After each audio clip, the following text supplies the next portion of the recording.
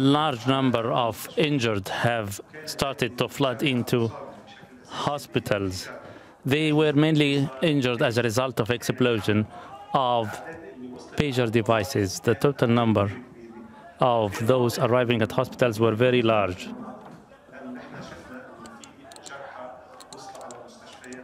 We have come to know that some of the injured have arrived at the southern parts of Lebanon.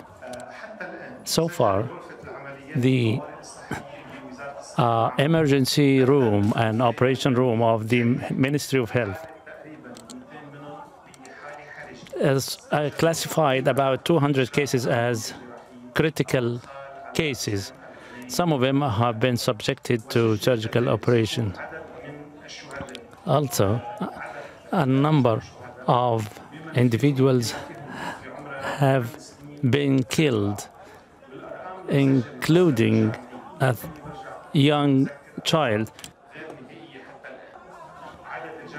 The total number of injured is about 2,750. The total number of those killed is 8.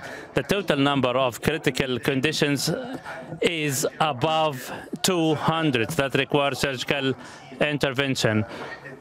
More than 150 blood units have been handed out. The total number of hospitals receiving the injured are about 100 hospitals. Most of these injuries are either injuries to the face, the head, or the waist part of the body. And as reported, many of these injuries also were reported in individuals' eyes that require surgical operation. I would like to state that there is concerted coordination between the emergency room of the Ministry of Health, the ambulance department, hospitals, and medical crews. From the moment this incident took place, communication was established with all the partners, and all played their duty as due. We thank all the hospitals for accommodating the large number of injuries, and we were able also to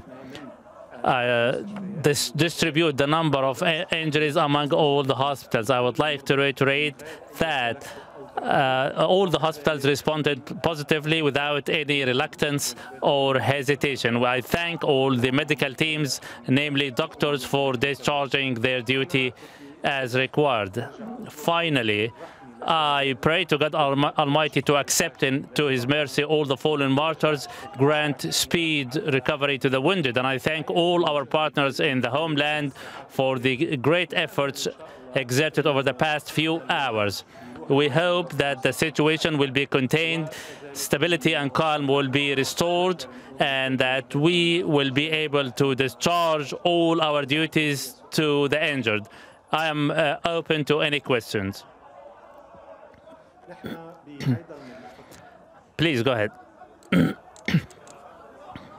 It is reported through the mass media that one of the hospitals, it was reported that it was claimed that it was reported that these devices should have been disposed of weeks ago.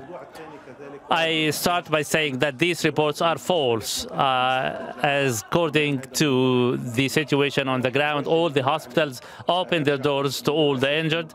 However, I regret to say, when there is an incident like this, we start to hearing false rumors. That's why I request each and every one to verify the source of information they derive the reports from.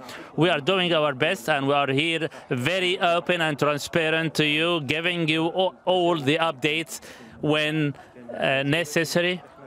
Once again, we reiterate that it is our paramount priority to contain the situation, to attend to all the wounded, and they leave the hospitals at the earliest. Thank you.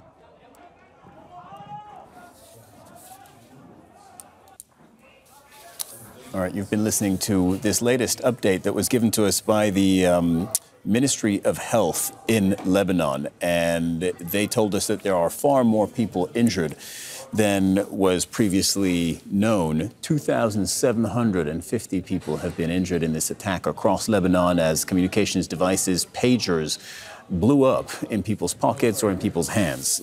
He explained that more than 250 people are considered to be in critical condition. So far, 8 people are dead. 8 people have been killed from this attack. That number may rise given the number of people who are in critical condition. Unsurprisingly, perhaps, the injuries are mostly to the face, the head, and the waist, given where people keep their pagers. 100 hospitals have been involved as this is a mass casualty event. Let's get on the latest on this now with Zeina Khodr, Al Jazeera's Zeina Khodr, who's joining us from the Lebanese capital. This is far larger, Zeina, than even you thought when we last spoke. 2,750 people injured. Yes, Lebanon's health minister saying that 2,750 people were injured, 200 of them in critical condition, and 8 of them killed.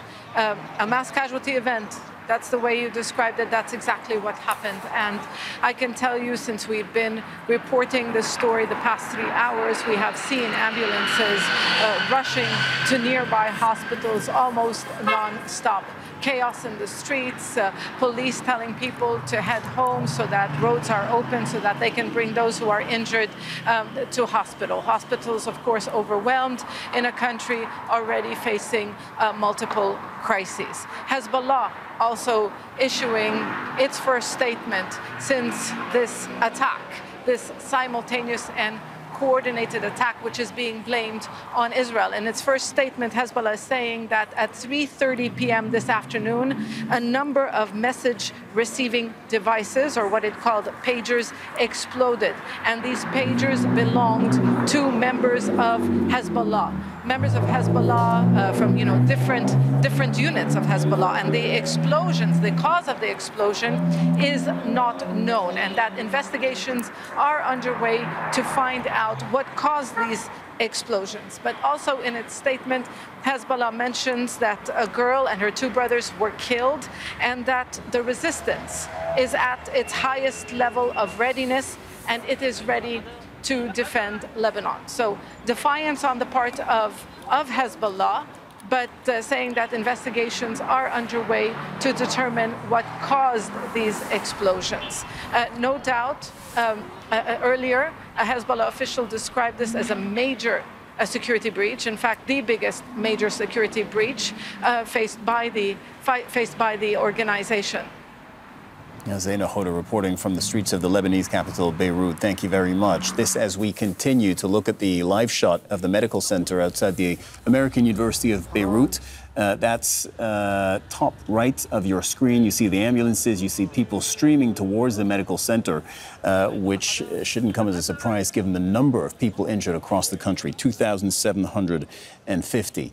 And in the center of your screen, you're also seeing scenes like this that just occurred all across the country as people suddenly saw their pagers explode, either as they were holding them or as they had them in their pockets, sometimes debilitating injuries, and 8 people have been killed. Make sure to subscribe to our channel to get latest news from Al Jazeera.